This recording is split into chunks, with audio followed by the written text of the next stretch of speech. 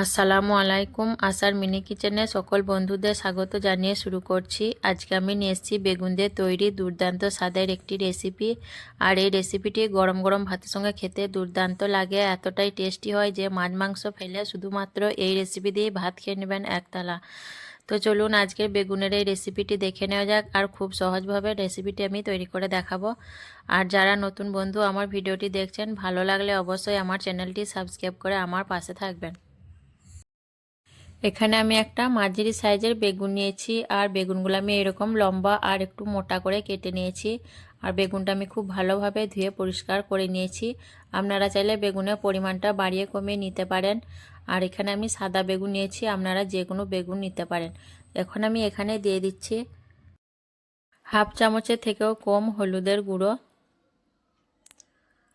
পরিমাণ মতো লঙ্কার গুঁড়ো, ঝালটা যে যেমন খাবেন সেরকম দিবেন।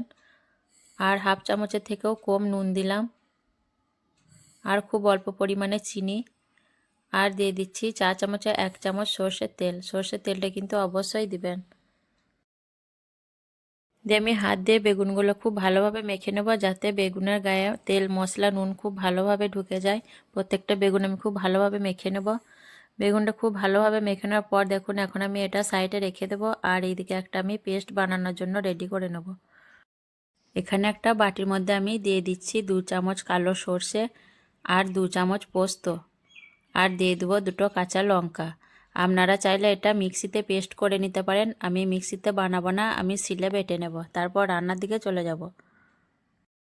রান্নার জন্য আমি গ্যাস অন করে একটা কড়াই বসিয়ে দিয়েছি। দিয়ে পরিমাণ মতো সর্ষের তেল দিয়ে দিলাম। তেলটা খুব ভালো করে গরম হয়ে আসার পর আমি একে একে বেগুনগুলো দিয়ে দিচ্ছি। আর আমার এক ব্যাচেই বেগুনগুলো সব ধরে যাবে।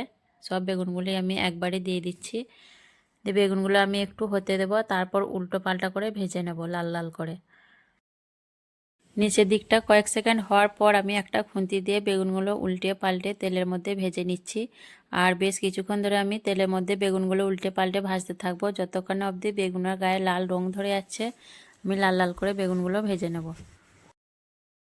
বেগুনগুলোর গায়ে দেখুন বেশ লাল কালার ধরে গেছে। এখন আমি বেগুনগুলো তুলে নিচ্ছি। এর থেকে আর বেশি ভাজবো না, তাহলে অতিরিক্ত গলে যাবে বেগুনগুলো। বেগুনগুলো এখন আমি সাইডে রেখে দেব। তারপর আমি এই তেলের মধ্যেই দিয়ে দিচ্ছি অল্প পরিমাণের কালো জিরে ফোড়নের জন্য। আমি ফোড়নটা একটু নেড়ে চেড়ে ভেজে নেব সুগন্ধ বেরিয়ে আসা অবধি। তারপর দিয়ে দিচ্ছি একটা মাঝারি সাইজের পেঁয়াজ কুচি। আমি নেড়ে চেড়ে পেঁয়াজটা লাল করে ভেজে নেব। তারপর দেখুন বেশ কিছুক্ষণ ধরে আমি পেঁয়াজটা নেড়ে চেড়ে একদম লাল লাল করে ভেজে নিয়েছি। এখন আমি এর মধ্যে দিয়ে দিচ্ছি একটা বড় সাইজের টমেটো কুচি, আর দিয়ে দিচ্ছি 4-5 কোয়া রসুন থেতো করে। দিয়ে আবারও আমি নাড়াচাড়া করে ভাজতে থাকবো যতক্ষণ না অবধি টমেটোটা খুব ভালোভাবে গলে যাচ্ছে। আর এই রেসিপিটা যারা নিরামিষ খেতে চান তারা পেঁয়াজ আর রসুনটা বাদ দিয়ে করতে পারেন, কোনো অসুবিধা নেই। কিছুক্ষণ রান্না করার পর দেখুন টমেটোটা খুব ভালোভাবে গলে গেছে। এখন আমি এর মধ্যে কিছু মশলা অ্যাড করে দেব।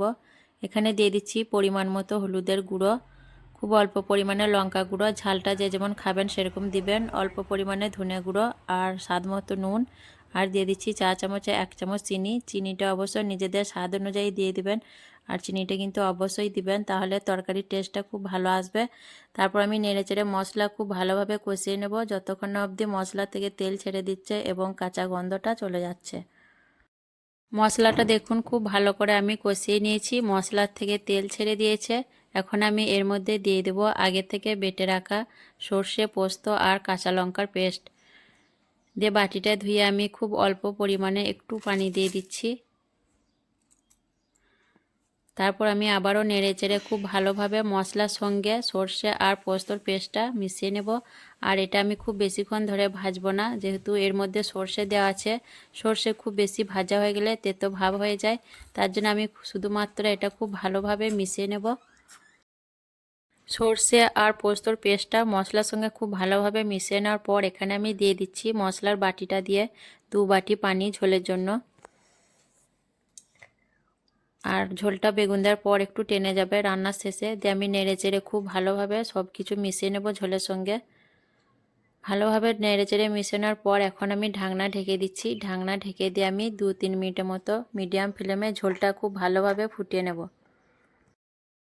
2-3 মিনিটের মতো ঝোলটা ফুটে নেওয়ার পর আমি ফিরে এলাম, দিয়ে আমি একবার নাড়াচাড়া করে নেব ঝোলটা একটু নাড়াচাড়া করার পর এখানে আমি দিয়ে দিচ্ছি আগে থেকে ভেজে রাখা বেগুনগুলো। একটু সাবধানে দিচ্ছি যাতে ঝোলটা ছিটিয়ে না আসে। আর দিয়ে দিচ্ছি ধনেপাতা কুচি। আমি আবারও নেড়েচেড়ে খুব ভালো করে ঝোলের সঙ্গে বেগুনটা মিশিয়ে নেব।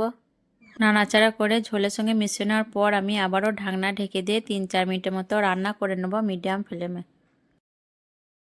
3-4 মিনিট রান্না করার পর দেখুন ঝোলটা অনেকটা গাঢ় হয়ে গেছে। আর এখন আমি এর মধ্যে দিয়ে দিচ্ছি 2টো কাঁচা লঙ্কা ভাতে মেখে খাওয়ার জন্য। আর দিয়ে দিচ্ছি চা চামচে 1 চামচ কাঁচা সর্ষের তেল। দিয়ে আমি খুব ভালো করে নেড়েচেড়ে ঝোলের সঙ্গে তেলটা মিশিয়ে নেব। আর কাঁচা সর্ষের তেলটা কিন্তু অবশ্যই দিবেন, তাহলে বেগুনের স্বাদটা দ্বিগুণ হয়ে যাবে। আর বেগুনের এই রেসিপিটা বেগুন পোস্তও বলতে পারেন। আর গরম গরম ভাতের সঙ্গে খেতে দুর্দান্ত লাগে এই রেসিপিটি। তারপর আমি দেখুন নেড়েচেড়ে একটু মিশিয়ে নেব আর গ্যাসের ফ্লেমটা এখন বন্ধ করে দেব। আজকের এই বেগুনের রেসিপি কেমন লেগেছে অবশ্যই কমেন্টে জানাবেন। ভালো লাগলে লাইক করবেন, শেয়ার করবেন আর আমার চ্যানেলটি সাবস্ক্রাইব করে আমার পাশে থাকবেন। আসবো আবারও অন্য কোনো রেসিপি নিয়ে। সকলে ভালো থাকবেন, সুস্থ থাকবেন। আল্লাহ হাফেজ।